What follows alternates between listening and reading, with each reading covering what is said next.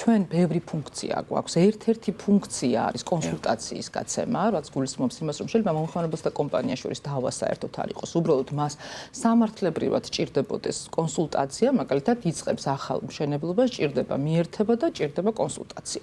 აი ესეთ შემთხვევაში, რა თქმა უნდა, ჩვენ ვალდებული ვართ, რომ სამართლებრივი კონსულტაცია გავუწიოთ მომხმარებელს, თუმცა როდესაც არის პირობითად ის, რაც თქვენ ბრძანეთ, ხო, რომ მომხმარებელს აქვს პრობლემა, თუნდაც ეს იყოს არასტაბილური მიწოდება, აქედან გამომდინარე პრობლემები, ან არასწორად დარიცხული გადასახადი, რომელიც შეიძლება იყოს დაკავშირებული აღრიცხვიანობის მოშლასთან და ასე შემდეგ, ხო?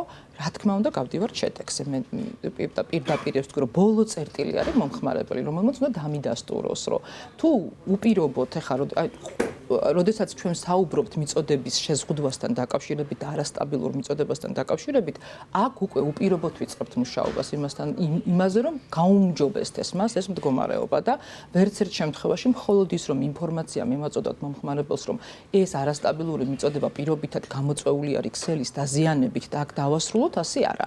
ჩვენ აუცილებლად ამას ბოლომდე მივყვებით, კომპანიიდან მიღებული ინფორმაციის საფუძველზე ვაჯერებთ და შემდეგ უკვე ჩვენი ბოლო წერტილი მოცემულ შემთხვევაში არის ის, რომ მომხმარებელმა უნდა დაადასტუროს, რომ უკვე სტაბილურად მიეწოდება ელექტროენერგია. მარტივ მაგალითს მოგიყვანთ.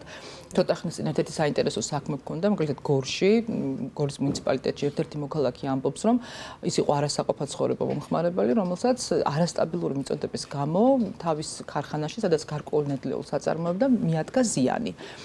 ეს გამოწვეული იყო იმ კონკრეტულ სოფელში ქსელის ძალიან ავარიული მდგომარეობით. ჩვენ დავიწყეთ ორი მიმართულებით მუშაობა.